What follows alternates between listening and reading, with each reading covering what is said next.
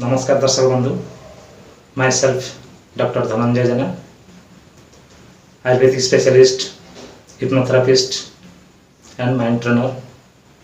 Friends, मु आज आपण मानकु हिप्नोसिस चिकित्सा बा हिप्नोथेरापी चिकित्सा विषय किसी कथा जनइबी। किंतु ता पूर्व गोटे कथा मु आपण मानकु जणाइ देबा चाहूची।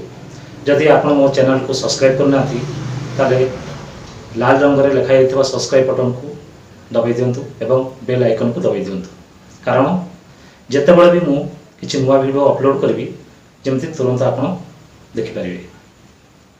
ताले आसतु जानिबा हिप्नोसिस चिकित्सा कौन। हिप्नोसिस चिकित्सा हूँ एक मनोवैज्ञानिक चिकित्सा पद्धति जो कौन व्यक्ति को एक कृत्रिम निद्रा शुआ जाए एवं ता अवचेतन मन को सजेशन माध्यम चिकित्सा करा जाए। जितेबाला व्यक्ति यह कृत्रिम निद्रा बाहर को आसे यह चिकित्सार परिणाम तुरंत देखा मिलता है। आम शरीर में दुईटी मन अच्छी, गोटे हूँ कॉन्शियस माइंड बा चेतन मन, आ गोटे हूँ सबकॉन्शियस माइंड बा अवचेतन मन। आम जहाँ भी देखुचे, जहाँ भी शुणुचे, जहाँ भी अनुभव करुचे, ये सब हूँ आम कॉन्शियस माइंड बा चेतन मनर कार्य।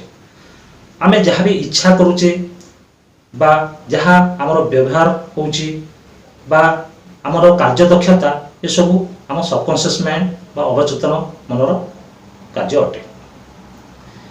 तेणु जदि आम आमर व्यवहार को परिवर्तन करने को चाहिए ताले ये हिप्नोसिस चिकित्सा माध्यम बहुत सहज सहित आम व्यवहार को आम परिवर्तन करें।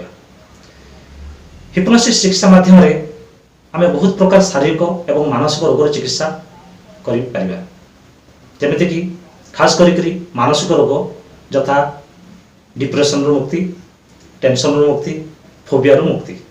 फोबिया हूँ एक मानसिक रोग जो कौन सी वस्तु कौन सी घटना को लेकर आम मन सब भय सृष्टि होता है बा भय रही है। जितेबाला आम से घटना बा से वस्तुर सम्मुख को आसू आमर भय प्रबल प्रबल मात्रा बढ़ी जाए, आम देह हाथ थरवा लगे। यही सब समस्या को आम हिप्नोसिस चिकित्सा माध्यम बहुत सहजतार सहित आम ठीक कर सहित कौन व्यक्ति यदि चाहिए निशा सेवन मुक्ति हिप्नोसिस चिकित्सा माध्यम बहुत सहजरे निशा को छाड़ी पारे।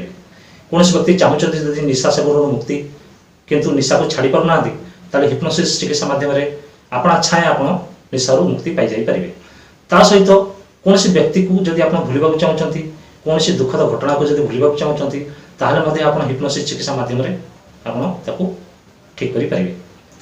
खास करी लव केस रे, वन साइड लव केस रे बा लव रिजेक्शन केस रे बा ब्रेकअप केस रे आपन जदि आपन पार्टनर को भूली पारना दिन राति आपनकर मन पड़ुची ता कथा आउ बहुत कष्ट पाउछंती ताले आपन हिप्नोसिस चिकित्सा माध्यम बहुत सहजरे आपन तांको भूली जाई पारिबे। एपरि कि जदि तांको भविष्य रे केबे आपन सामना को से आसंती आपन तांको देखला पर मध्ये कोनसे आकर्षण अनुभव करिबे नै। तेणु जदि आपण माने एमती किसी असुविधार सम्मुखीन होती बा कि एमती समस्या सम्मुखीन अच्छा बा समस्या पीड़ित अच्छा ताले मो सहित जोगाजोग करूँ एवं आपण समस्या को ठीक करूँ। धन्यवाद।